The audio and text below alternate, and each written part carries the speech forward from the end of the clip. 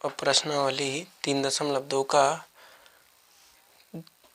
चौथे का तीसरा प्रश्न है हमारे पास।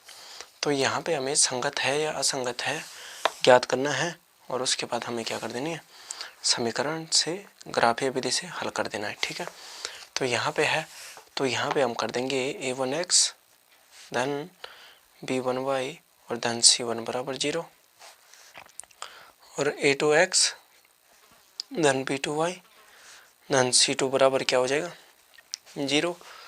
तो तब हम क्या कर देंगे, a1 बराबर कर देंगे 2, b1 बराबर 1 क्योंकि y का मान 1 होता है और c1 बराबर हो जाएगा ऋण 6। फिर a2 बराबर हो जाएगा 4, b2 बराबर ऋण 2 और c2 बराबर कितना हो जाएगा ऋण 4। ठीक है, तो यहाँ पे हमारा क्या हो जाएगा, यहाँ पे हो जाएगा a1 बटे, ठीक है, यहाँ पे हमारा है तो a1 बटे a2 बराबर है 2 बटे 4, तो 2 1 कम 2, 2 दूनी 4 है ना। और b1 बटे b2 है 1 बटे ऋण 2, ये है ऋण 1 बटे 2 और c1 बराबर है और c2 बराबर है ऋण 6 बटे ऋण 4। तो ये तो धन का हो जाएगा, 2 3 6, 2 दूनी 4। तो यहाँ पे 1 बटे 2 बराबर है ऋण 1 बटे 2 बराबर है 3 बटे 2। तो यहाँ पे जब 1 बटे 2 1 बटे 2 के बराबर नहीं है ये, ठीक है, तो यहाँ पे हम क्या लिख देंगे कि a1 बटे, ठीक है, a2 बराबर नहीं है b1 बटे b2 के। तो यहाँ पे हम क्या कर देंगे b1 बटे b2 के, तो समीकरण युग्म संगत है और इसके अद्वितीय हल होगा। ठीक है, यहाँ पे हम क्या लिख देंगे कि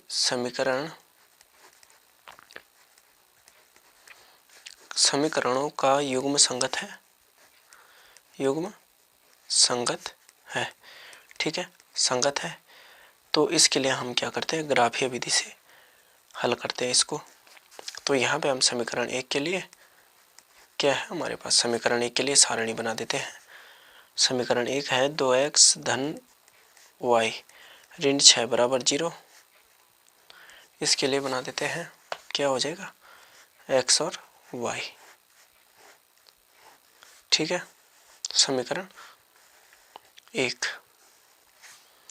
और समीकरण 2 के लिए क्या हो जाएगा, 2 के लिए हो जाएगा 4x ऋण 2y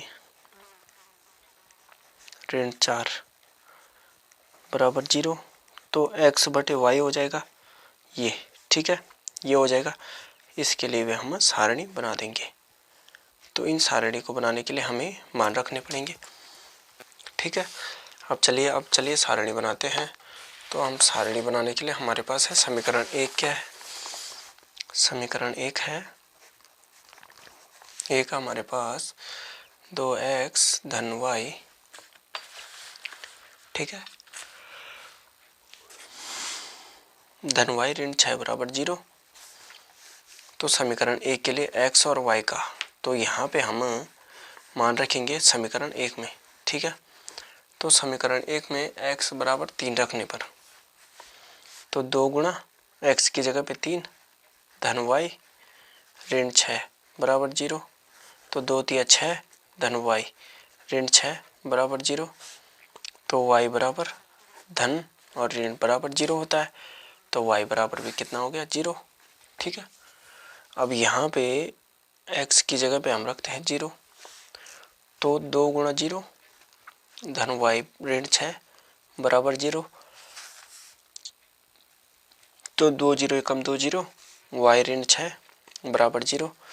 तो y बराबर कितना हो जाएगा 6। ठीक है, ऋण का क्या हो जाएगा धन हो जाएगा। तो समीकरण 1 के लिए कितना हो गया, x का मान 0 रखा, x का मान 3 रखने पर, ठीक है, y का मान आया 0 और x का मान 0 रखने पर y का मान आया 6। ठीक है, ये हो गया समीकरण पहले के लिए। अब समीकरण दूसरी के लिए क्या हो जाएगा, समीकरण दूसरी के लिए हो जाएगा, हमारे पास है दूसरी समीकरण क्या है, 4x ऋण 2y, ठीक है, ऋण 4 बराबर 0। तो यहाँ पे भी हम वैसी सारणी बनाते हैं। चलिए अब यहाँ पे x बराबर 1 रखते हैं, तो 4 गुणा x की जगह पे 1 और 2y ऋण 4 बराबर हो जाएगा 0। तो इसका मान कितना आ जाएगा, 4 एकम 4 ऋण 2y धन 4 4 बराबर 0। तो धन और ऋण धन का 0, तो ऋण 2y बराबर 0 और y बराबर 0 बटे 2 बराबर 0। तो y का मान कितना हो जाएगा 0। अब यहाँ पे हम x की जगह पे 0 रखते हैं, तो x की जगह पे 0 रखेंगे तो 4 गुणा 0 ऋण 2y ऋण 4 बराबर 0। तो 4 0 को 0 ऋण 2y ऋण 4 बराबर 0।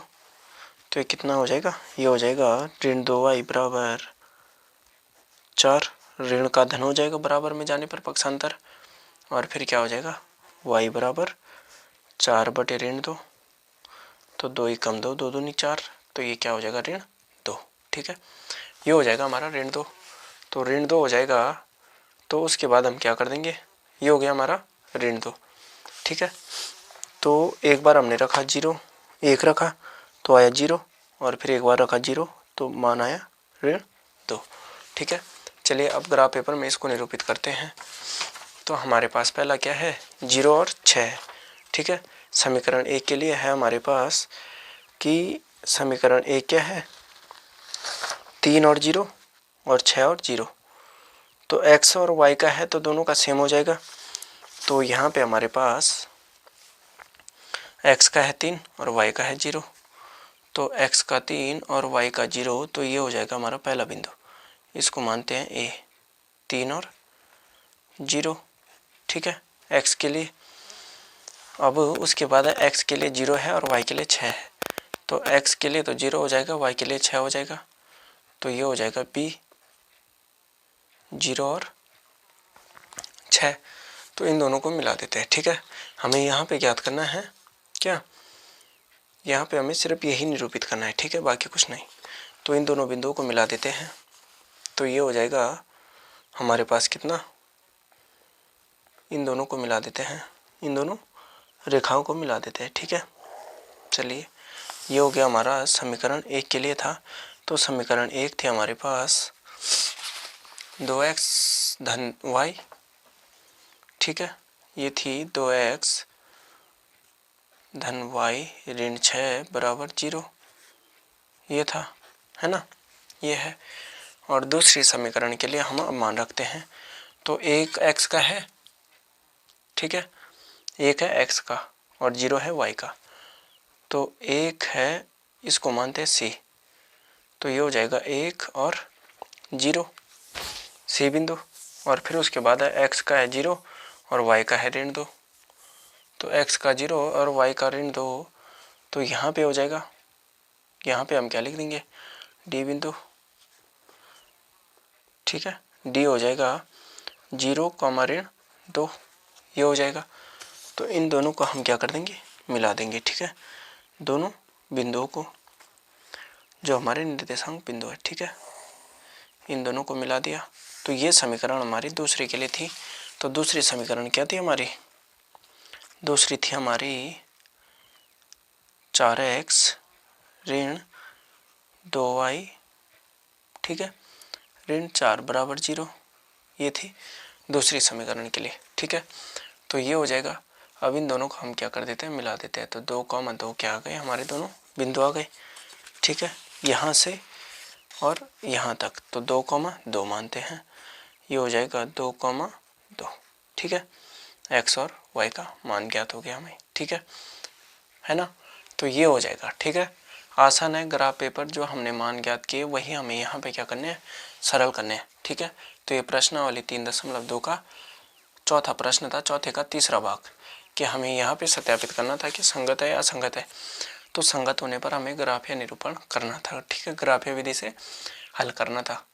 तो चलिए बच्चों, ये प्रश्न इतना ही था और एक बार और देख लीजिए ग्राफ पेपर। तो ये हमारे पास ग्राफ, ठीक है। तो ये ग्राफ पेपर से हमने इसको बनाया।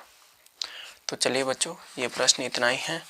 तो आशा करता हूँ आपको ये प्रश्न मेरा समझ में आया होगा। कृपया मेरे चैनल को लाइक, शेयर एंड सब्सक्राइब करना ना भूलिएगा। धन्यवाद। अब यहाँ पे हमारे पास है चौथे प्रश्न का चौथा अंतिम भाग है। तो इसको भी सॉल्व कर देते हैं, हल करते हैं। तो यहाँ पे हल यहीं से कर देते हैं। तो द्विघात के रूप में हम कैसे लिखते हैं, ax1, ठीक है, b1y और c1 इक्वल टू 0 बराबर हो जाएगा 0, और ax2 धन a2x और a1x था, ठीक है, और b2y धन c2 बराबर हो जाएगा 0। तो हम a1 का मान रख देते हैं कितना, 2 आ जाएगा, और b1 का मान हो जाएगा हमारा कितना, ऋण 2, और c1 का भी कितना हो जाएगा, ऋण 2, और a2 का मान कितना हो जाएगा, 4, और b2 का मान ऋण 4 है ना, ऋण 4 हो जाएगा, और c2 का मान हो जाएगा ऋण 5 है ना। तो यहाँ पे हम क्या कर देंगे कि a1 बटे a2 का मान हो जाएगा 2/4, और b1 बटे b2 का मान हो जाएगा कितना, ऋण 2 बटे ऋण 4। तो 2 एकम 2, 2 दूनी 4, 2 एकम 2, 2 दूनी 4, और c1 बटे c2 का मान है ऋण 2 बटे ऋण 5। तो ऋण ऋण का धन, तो ये हो जाएगा 1/2 बराबर 1/2 बराबर 2/5। तो यहाँ पे आप देख सकते हैं कि 1/2 तो बराबर है, लेकिन 1/2 के बराबर नहीं है, 2/5। तो इस स्थिति में क्या होगा कि a1 बटे,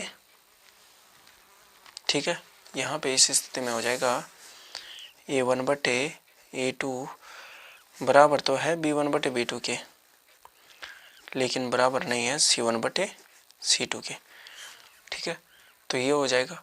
तो चलिए यहाँ पे हम लिख देंगे कि दिया गया समीकरणों का युग्म क्या है, असंगत है, तो इसलिए हम इसका ग्राफ नहीं बनाएंगे। तो समीकरणों का युग्म